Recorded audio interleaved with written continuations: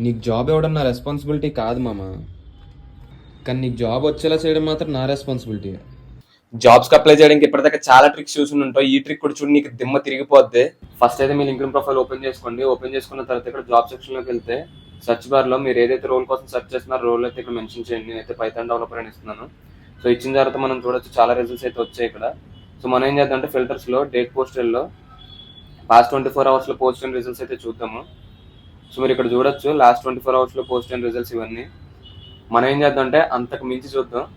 So మీరేం చేస్తారంటే ఇక్కడ సెర్చ్ బార్లో 86,400 అని ఉంది కదా, అది రిమూవ్ చేసేసి 3,600 అని మెన్షన్ చేయండి. సో ఇదేం చేస్తుందంటే లాస్ట్ 1 అవర్లో పోస్ట్ అండ్ రిజల్ట్స్ అన్ని చూపిస్తుంది. సో రిజల్ట్స్ కనుక చూస్తే అన్ని లెస్ దాన్ 1 అవర్ ముందు పోస్ట్ అండ్ రిజల్ట్సే ఉన్నాయి. మీరు అబ్జర్వ్ చేయొచ్చు. ఇక్కడ నేను 2-3 రోల్స్ అయితే ఓపెన్ చేస్తున్నాను. సో ఎవ్రీ రోల్ అనేది లెస్ దాన్ 1 అవర్ ముందే పోస్ట్ అయి ఉన్నది.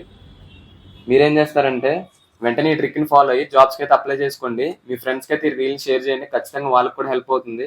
ఎన్నో ఏదో పనులు కలిసి చేసే ఉంటారు. సో కలిసి అయితే గ్రో అవ్వండి. సో వెంటనే రీల్ అయితే షేర్ చేసి ఉంటాం. మరి బాయ్.